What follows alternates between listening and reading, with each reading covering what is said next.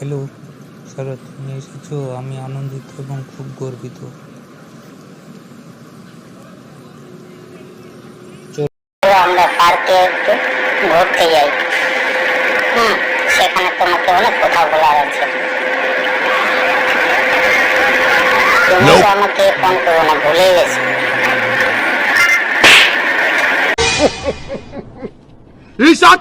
তোমার পাওনা ছিল, তুমি কেন একবারও আমাকে ফোন করো? তুমি এখন কোথায় আছো? কোন হোটেলে আছো? তোমার মোবাইল নাম্বারটা আমাকে একটু দাও। আজকে বিকেলে একসঙ্গে লাঞ্চ করব রেস্টুরেন্টে। এখানে একটা খুব ভালো রেস্টুরেন্ট আছে। কেমন? তুমি তো বিদেশি থেকে আমাকে ভুলেই গেছো।